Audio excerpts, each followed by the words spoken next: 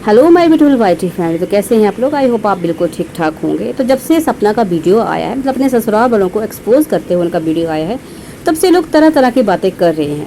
हालांकि बहुत सारे लोगों ने जो है सपना का सपोर्ट किया है, बहुत सारे यूट्यूबर्स सामने आए हैं सपना के सपोर्ट में, लेकिन कुछ लोग हैं जो इस चीज़ को शंका भरी नज़रों से देख रहे हैं। मतलब तो कुछ लोगों का कहना है कि भाई क्यों सपना इतने सालों बाद इस टॉपिक पे बात कर रही है, क्यों उसने पहले ही अत्याचार सहा और आज ही क्यों ये जो अजब की सूरज नहीं है इस दुनिया में, जिनके जो सपना के पहले पति हैं वो दुनिया में ही नहीं है, तो इस बात को उठाने का क्या मतलब। तो इस मामले में इतना कहना चाहूंगी कि जो सब बातें कर रहे हैं जरूरी नहीं कि हेटर्स हैं, इनमें से बहुत सारे सपोर्टर्स भी हैं, लेकिन यूट्यूब में जो माहौल आज बना हुआ है ना, आजकल बना हुआ है, मतलब जहाँ देखो वहाँ कंट्रोवर्सी, हर नए दिन आपको नई कंट्रोवर्सी देखने को मिलती है। और उसमें से जो मैक्सिमम कंट्रोवर्सीज होती हैं वो फेक होती हैं, फेक बातें फैलाई जाती है, नकली चीज़ें फैलाई जाती है। तो इस पे जो अब क्या कह सकते हैं, ऑडियंस जो है ना खुद कंफ्यूज है, उनको समझ में नहीं आता कि क्या सच है क्या गलत है। लेकिन अगर कुछ लोग शक कर रहे हैं तो जरूरी नहीं कि वो हेटर भी हैं, सपोर्टर भी हैं। हाँ, मैं उन लोगों की बात नहीं कर रही हूँ जो बिलो द बेल्ट जाके बातें करते हैं, जो किसी औरत के चरित्र के बारे में, मतलब दुनिया का क्या दस्तूर है ना कि जब आप किसी औरत को मतलब कहीं ना कहीं आप उसको रोक नहीं सकते या कोई और बात नहीं कर सकते और चरित्र पे चले जाते, तो उन लोगों के बारे में तो यही कहूँगी मैं कि वो उनकी टुच्ची मानसिकता है। कुछ लोग टुच्ची मानसिकता के साथ ही पैदा होते हैं, उनका कुछ नहीं किया जा सकता।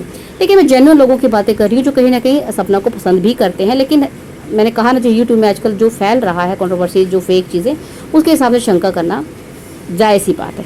चलिए, तो अभी मैं बात करने वाली हूँ कि जो कुछ लोगों का ये भी कहना है कि जो अब सपना ने एक्सपोज किया अपने ससुराल वालों को, तो उनका ये डिसीजन सही नहीं लग रहा उनको। उनका मानना है कि इससे जो है वो सपना सेफ नहीं है। मतलब उस ससुराल में रहते हुए सब चीज़ें एक्सपोज करी हैं इन्होंने, सब सच्चाई बताई है किस तरह से, और न जाने सपना के पास ऐसी कितनी ही रिकॉर्डिंग्स होंगी। एक ये तो सिर्फ एक रिकॉर्डिंग थी या 1% कह सकते हैं हमने जो बात सच आई थी, पर ऐसी कितनी रिकॉर्डिंग्स थी जिनको दबाने की कोशिश की जाएगी है, या सपना को दबाने की कोशिश की जाएगी, और सपना की ज़िंदगी अब सेफ़ नहीं है, कहीं ना कहीं वहाँ वो सेफ़ नहीं है। तो जी हाँ, मुझे लगता तो है कि वहाँ पर वो सेफ़ नहीं है। तो जैसे कि शायद आपको लग भी गया होगा पता कि वहाँ से वो शिफ्ट होने की तैयारी करी है, वहाँ से शायद वो किसी की हेल्प से शिफ्ट हो रही है ना। जो भी है चीज़ें आपके सामने आएंगी, वो खुद ही आपको आके बताएंगी। तो सेफ तो नहीं है वहाँ पे।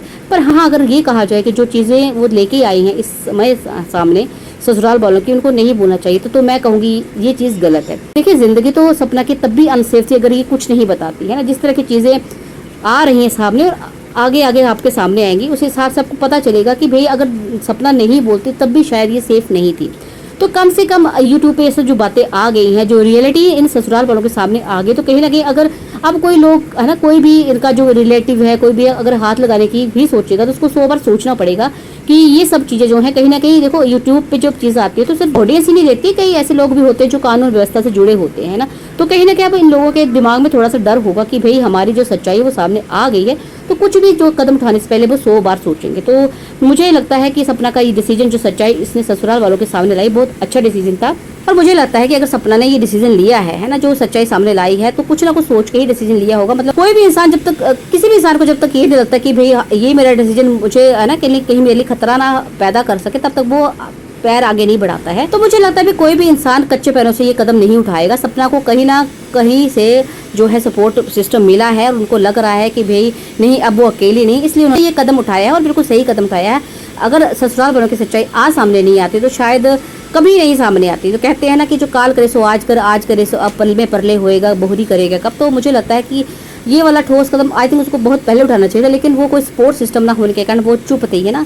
और कहीं ना कहीं अब देखिए, मुझे पता नहीं सच, मतलब पता नहीं, मेरा शक ये सिर्फ शक या शायद आपको भी लग रहा होगा कि भाई जो राजवीर का जो एक्सीडेंट हुआ था उसमें भी है ना किसी का, मुझे लगता है कि भाई किसी ना किसी का हाथ था और कोई ना कोई दबाव है सपना के सर पे भी।